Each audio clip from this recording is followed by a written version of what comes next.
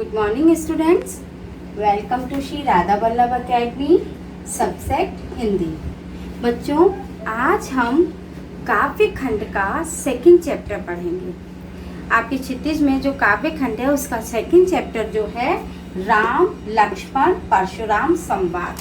राम लक्ष्मण परशुराम संवाद का मतलब समझते हैं?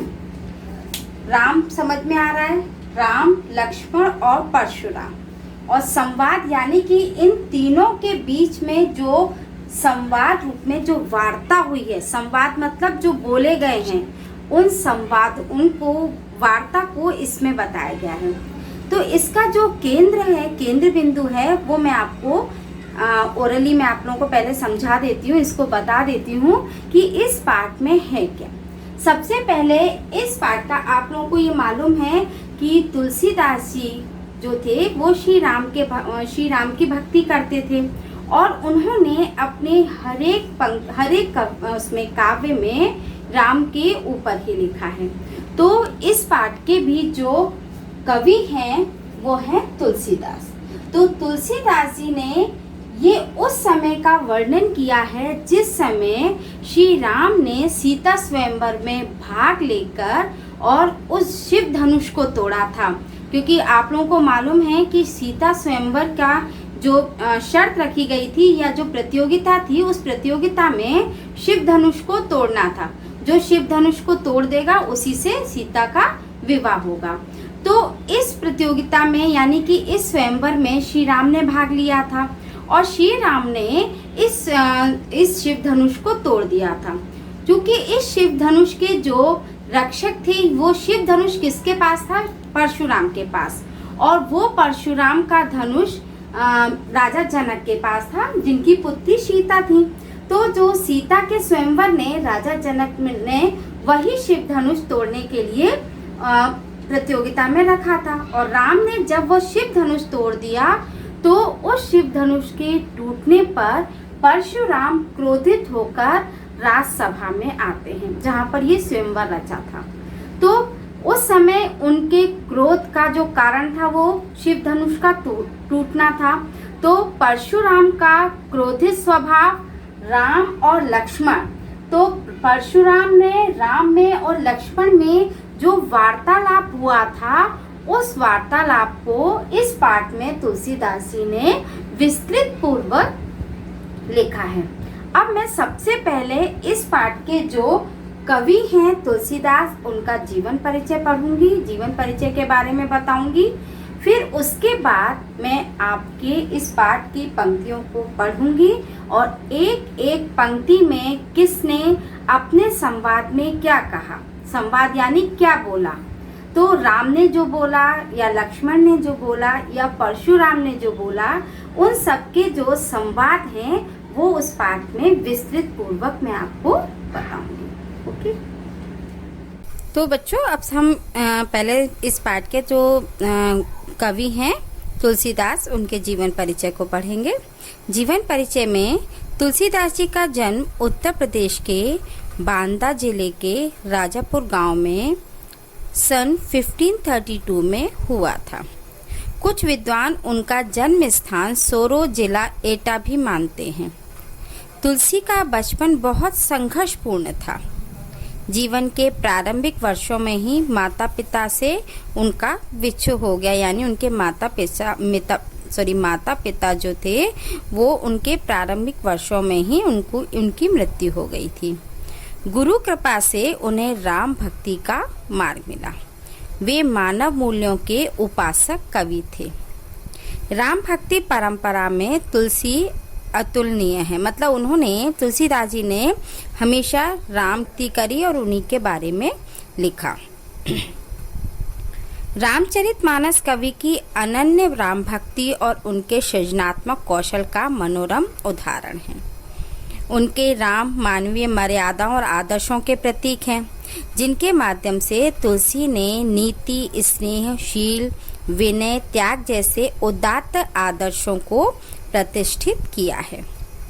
रामचरितमानस उत्तरी भारत की जनता के बीच बहुत लोकप्रिय है। मानस के अलावा कवितावली, गीतावली, दोहावली, कृष्ण गीतावली, विनय पत्रिका आदि इनकी प्रमुख रचनाएं हैं। और सन 1623 में काशी में उनका देहांत हो गया, यानी उनकी मृत्यु हो गई। तुलसीदास जी ने रामचरितमानस की रचना अवधी में की है, अवधी भाषा में की है, और विनय पत्रिका और कवितावली की रचना ब्रज भाषा में की है। कहने का मतलब ये है कि तुलसीदास जी की रचनाओं में अवधी और ब्रज भाषा दोनों ही मिलती हैं। तो ये तो इनका जीवन परिचय है। अब हम अपने पाठ पर आते हैं। पाठ की एक एक लाइन एक्सप्लेन करती हूँ, फिर आपको उसकी व्याख्या बताती हूँ। ओके। नाथ शंभुधनु भंज निहारा, होएं क्यों एक दास तुम्हारा। जब परशुराम क्रोधित होकर राजसभा में बोलते हैं शिव धनुष किसने तोड़ा है, तो रामचंद्र जी बड़े नम्रता से बोलते हैं नाथ शंभुधनु भंज निहारा, कि ये हे नाथ शिव जी के धनुष को तोड़ने वाला, होएं क्यों एक दास तुम्हारा, यानी कि इस धनुष को तोड़ने वाला आपका ही कोई एक दास होगा। आयस कही कहन की मोही, सुनि रिसाए बोले मुनि कोई, तो क्या आज्ञा है मुझसे आप कहिए। तो यह सुनकर सुनि रिसाए बोले मुनि कोई, तो ये जो बात राम ने कही, तो ये सुनकर क्रोधी मुनि गुस्से से बोले सेवक को जो सो कहे सेवकाई, अरे करिनी करे लड़ाई, कि सेवक तो वह होता है जो सेवा का काम करे, और ये जो काम किया वो तो शत्रुता का है, तो शत्रुता का काम करने वाला तो लड़ाई ही मोल लेता है। सुनो राम जय शिव धनु तोड़ा, सहस्त्र बाहु सम रो सो रिपु मोरा। फिर वो ये कहते हैं, जिसने परशुराम जी कहते हैं जिसने ये धनुष तोड़ा है वह मेरा सेवक नहीं शत्रु है। हे राम सुनो, जिसने शिव जी का ये धनुष तोड़ा है वह सहस्त्र बाहु के समान मेरा शत्रु है। ठीक है। जो बिलगाओ बिहाई समाजा, नत मारे जेहई सब राजा। तो ये सहस्त्र बाहु के समान मेरा शत्रु है, वह इस राज समाज को छोड़कर अलग हो जाए, नहीं तो सभी राजा मारे जाएंगे। मतलब उन्होंने कहा कि जिसने ये शिव धनुष तोड़ा है वो इस राजसभा से अलग होकर मेरे सामने आ जाए, अन्यथा मैं सारे राजाओं को सजा दूंगा या सारे राजाओं को मार दूंगा। फिर सुनी मुनि वचन लखन मुस्काए, बोले परशुर धरहि अवमाने। ये सब बातें वो राम से कह रहे थे, तो परशुराम की ये जो बातें थी, मुनि के ऐसे क्रोध वचन सुनकर लक्ष्मण जो थे वो मुस्कुराने लगे और कहते हैं परशुराम जी प्रति मतलब फिर उनके प्रति अपमान पूर्वक, यानी कि उनको अभिमान होता है तो अपमान पूर्वक वो मुनि से मतलब परशुराम जी से क्या कहते हैं, बहुधरनी तोरे लड़काई, कबहु न असिर ऋषि कीने गोसाई। वो ये कहते हैं हे गोसाई, लड़कपन में यानी बचपन में हमने ऐसे बहुत सी धनु या मतलब बहुत से धनुष तोड़ डाले, किंतु आपने ऐसा क्रोध कभी नहीं किया। यही धनु पर ममता कहीं हेतु, सुनी रिसाए कर भृगकुल केतु। इसमें भृगकुल केतु का मतलब होता है, भृगकुल केतु परशुराम जी को कहा गया है। परशुराम जी जो थे उनको कहा गया है, इसलिए इनका मतलब भृगकुल केतु का मतलब होता है भृगुकुल के ध्वज, अर्थात भृगुवंश के महान पुरुष जो हैं वो हैं परशुराम जी, तो उनको कहा है भृगुकुल केतु। तो फिर लक्ष्मण कहते हैं कि इसी धनुष पर आपकी इतनी ममता किस कारण है। यह सुनकर भृगुवंश के ध्वजा स्वरूप परशुराम जी कुपित होकर बोलते हैं, गुस्सा होकर बोलते हैं, हे नृप बालक। नृप बालक का मतलब होता है कि राजा के लिए कहा जाता है या राजा के पुत्र को कहा जाता है नृप बालक। तो कहते हैं हे नृप बालक, काल वश बोलत तो ही न संभाल। फिर वो कहते हैं हे राजपुत्र या राजा के पुत्र, काल के वश में होने के कारण तेरे मुंह में होश पूर्वक वचन नहीं निकल रहे, यानी कि जो तू मुंह से बोल रहा है वो लक्ष्मण को संबोधित करके हुए परशुराम बोलते हैं कि हे राजपुत्र, जो काल के वश में होने के कारण तेरे मुंह से जो होश पूर्वक वचन नहीं निकल रहे, मतलब संभाल के तुम वचन यानी बोल नहीं रहे हो। धनुहि सम त्रिपुराधिनु विदित सकल संसार। तुम सबल कर नहीं बोल पा रहे हो, ये सारे संसार में जो विख्यात शिव धनुष का क्या धनुहि समान है, मतलब ये जो विश्व विख्यात पूरे संसार में विख्यात है, ये शिव धनुष है।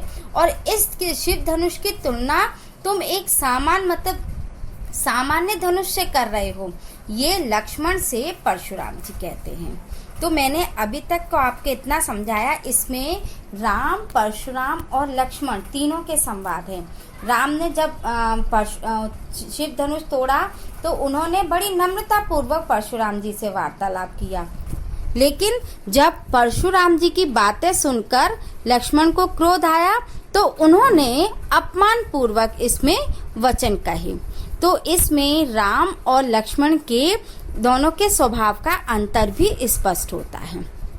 अब इसके बाद हम आगे एक्सप्लेन करेंगे। Thank you.